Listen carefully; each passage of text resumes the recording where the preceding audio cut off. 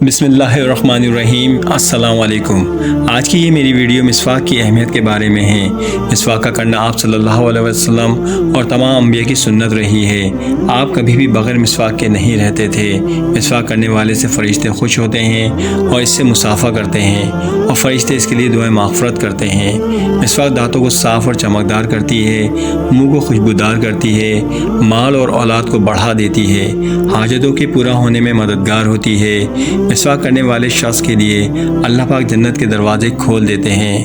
آج کی اس ویڈیو میں آپ کو مسواک کی فضیلت، مسواک کی اہمیت، مسواک کس قسم کی ہونی چاہیے، یعنی مسواک کون سی لکڑی کی سب سے بہتر ہے، مسواک کتنی بڑی ہونی چاہیے اور مسواک کس وقت کرنی چاہیے، یہ سب بتاؤں گا۔ اس کے علاوہ ویڈیو کے آخر میں مسواک کرنے کے بے شمار فائدے بھی بتاؤں گا، جس کو آج سے پہلے آپ نے کبھی نہیں سنے ہوں گے۔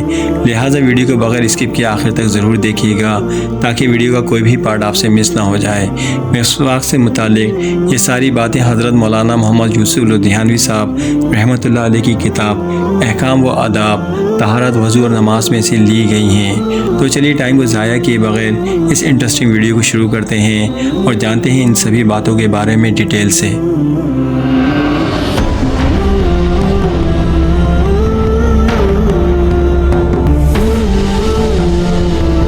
مسواک کی اہمیت اور فضیلت۔ آپ صلی اللہ علیہ وسلم نے فرمایا کہ اگر مجھ کو اپنی امت پر مشقت کا اندیشہ نہ ہوتا تو میں ان کو ہر نماز کے لیے مسواک کا حکم دیتا۔ ایک روایت میں ہے کہ آپ نے فرمایا، مجھے کیا ہوا کہ تمہیں پیلے دانتوں والا دیکھتا ہوں، مسواک کیا کرو۔ اگر مجھے اپنی امت پر مشقت کا اندیشہ نہ ہوتا تو ان پر مسواک کو فرض کرتا، جیسا کہ ان پر وضو فرض کیا گیا ہے۔ حضرت عائشہ رضی اللہ تعالیٰ عنہ فرماتی ہیں کہ آپ صلی اللہ علیہ وسلم مسواک کا ذکر کثرت سے کرتے تھے کہ مجھے یہ گمان ہوا کہ اس کے بارے میں قرآن میں کچھ نازل نہ ہو جائے، یعنی کہیں فریضہ قرآن میں ہی نہ آ جائے۔ ایک روایت میں ہے کہ 4 چیزیں انبیاء کی سنت ہیں۔ نمبر 1 مسواک، نمبر 2 حیا، نمبر 3 عطر اور نمبر 4 نکاح۔ ابن عمر رضی اللہ تعالیٰ عنہ سے مروی ہے کہ آپ صلی اللہ علیہ وسلم مسواک کیے بغیر نہ ہوتے تھے۔ ابن عباس رضی اللہ تعالیٰ عنہ سے نقل کیا گیا ہے کہ فرمایا رسول اللہ صلی اللہ علیہ وسلم نے کہ میں 2 رکعتیں مسواک کر کے پڑھوں، یہ مجھے اس سے زیادہ پسندیدہ ہے کہ 70 رکعتیں بغیر مسواک کے پڑھوں۔ حضرت جابر رضی اللہ تعالیٰ عنہ سے روایت کیا گیا ہے کہ حضور صلی اللہ علیہ وسلم نے فرمایا کہ 2 رکعتیں مسواک کے ساتھ پڑھنا افضل ہے 70 رکعتیں بغیر مسواک کے پڑھنے سے۔ حضرت ام سلمہ رضی اللہ تعالیٰ عنہ سے منقول ہے کہ آپ صلی اللہ علیہ وسلم نے فرمایا کہ جبرائیل علیہ السلام مجھے مسواک کی اس قدر تاکید کیا کرتے تھے کہ مجھے اپنی داڑھوں پر خوف ہو گیا، یعنی مسواک کی زیادتی سے کہ داڑھی خراب نہ ہو جائیں۔ مسواک کس قسم کی لکڑی کی ہونی چاہیے؟ ہر لکڑی سے مسواک کی جا سکتی ہے، لیکن انار اور بانس کی نہ ہو، کیونکہ یہ نقصان دہ ہے۔ اسی طرح ریحان کی لکڑی سے بھی مسواک کرنے کو آپ صلی اللہ علیہ وسلم نے منع فرمایا ہے کہ یہ جذام کی رگ کو حرکت دیتی ہے۔ افضل پیلو کی لکڑی ہے اور پھر زیتون کی لکڑی۔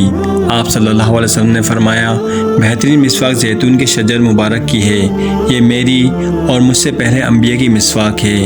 حضرت عبداللہ بن مسعود رضی اللہ تعالیٰ عنہ فرماتے ہیں کہ مسواک طلاق لکڑی یا شاخ کی ہو، کیونکہ ایسی مسواک منہ میں خوشبو پیدا کرتی ہے، دانتوں کو مضبوط بناتی ہے اور معدے کو قوت دیتی ہے۔ اس سے بلغم اچھی طرح کٹ جاتا ہے، سینہ خوب صاف ہو جاتا ہے، کھانا بھی خوب ہضم ہو جاتا ہے۔ ہر ایذا دینے والے درخت یا پھل یا خوشبودار درخت کی شاخ سے مسواک کرنا مکروہ ہے، اور زہریلے درخت کی مسواک حرام یا ممنوع ہے۔ مستحب یہ ہے کہ مسواک تر لکڑی سے ہو، اور اگر خشک ہو تو اس کو بھگو کر تر کر لینا مستحب ہے۔ مسواک کتنی بڑی ہونی چاہیے؟ مسواک ایک بالش لمبی ہو، بعد میں کمی آ جائے تو کوئی حرج نہیں۔ 1 انگلی چھوٹی کے برابر موٹائی میں ہو، نہ زیادہ نرم ہو نہ زیادہ سخت ہو۔ نرم ہونے سے مراد یہ ہے کہ اس کا سرا جو استعمال میں ہے وہ نرم ہو۔ مسواک نہ ہو تو انگلی سے مسواک کریں۔ ایک صحابی نے حضور صلی اللہ علیہ وسلم سے پوچھا کہ اے اللہ کے رسول، آپ نے مسواک کی ترغیب دی، کیا اس کے علاوہ بھی کسی چیز سے مسواک کی جا سکتی ہے؟ آپ صلی اللہ علیہ وسلم نے فرمایا کہ تمہاری انگلی تمہاری مسواک ہے، جس کو تم اپنے دانتوں پر پھیرو، یہ مسواک نہ ہونے کی صورت میں ہے۔ اور ابراہیمی حلبی نے کہا ہے کہ مسواک کے ہونے کی صورت میں انگلی مسواک کے قائم مقام نہ ہوگی۔ اسی طرح علماء نے کہا ہے کہ مسواک کے ہوتے ہوئے انگلی سے کیا تو سنت ادا نہ ہوگی۔ مسواک کرنے کے مقدر متعین نہیں ہے، بلکہ اس قدر کرے کہ منہ کی بدبو اور دانتوں کے پیلے پن کے دور ہو جانے کا اطمینان ہو جائے۔ مستحب یہ ہے کہ 3 مرتبہ پوری کر لے۔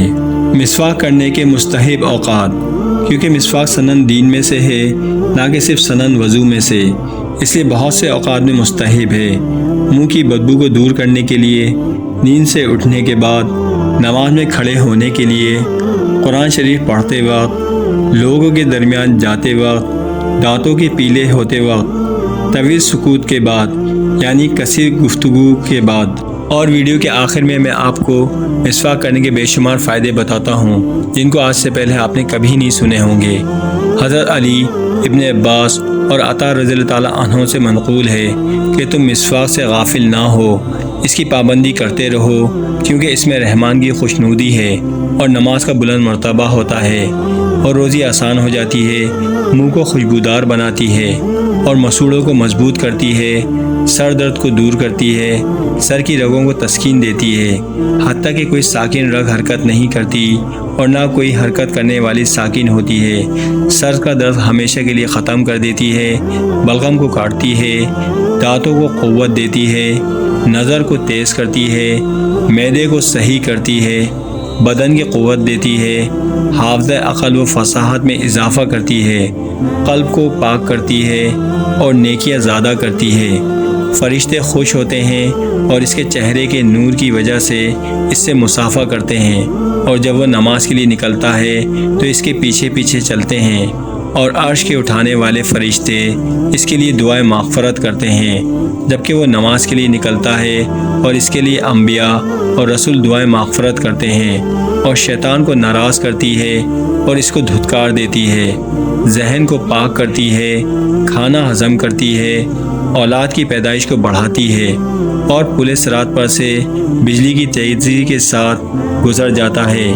اعمال نامہ دائیں ہاتھ میں دیا جائے گا، بدن کو اللہ تعالیٰ کی طاعت پر قوت دیتی ہے، درد کو ختم کرتی ہے، پیٹھ کو مضبوط کرتی ہے، نظر و جان کنی میں آسان ہوتی ہے، دانتوں کو سفید کرتی ہے، منہ کی بدبو دور کر کے خوشبودار کرتی ہے، حلق کو صاف کرتی ہے، سمجھ تیز کرتی ہے، رطوبت کو قطع کرتی ہے۔ اس روز مسواک کرنے والے کا ثواب اس کے نامہ اعمال میں لکھا جائے گا، اور جنت کے دروازے اس کے لیے کھول دیے جائیں گے۔ اجر کو بڑھاتی ہے، مال اور اولاد کو بڑھاتی ہے، حاجتوں کے پورا ہونے میں مددگار ہوتی ہے، قبر میں کشادگی کا ذریعہ ہے، قبر میں اس کی غم خواری کرتی ہے۔ فرشتے کہتے ہیں کہ یہ انبیاء کا پیروکار ہے جو ان کے نقش قدم پر چلتا تھا اور روزانہ ان کے طریقے پر چلتا تھا، اور جہنم کے دروازے اس کے لیے بند کر دیے جاتے ہیں۔ دنیا سے پاک و صاف ہو کر جاتا ہے، ملک الموت روح نکالتے ہیں، اس صورت میں اس کے پاس آتا ہے جس صورت میں اولیاء کے پاس آتا ہے، اور بعض روایت میں ہے کہ جس طرح انبیاء کے پاس آتا ہے۔ مسواک کے کرنے کا سب سے بڑا فائدہ یہ ہے کہ موت کے وقت کلمہ یاد دلاتی ہے۔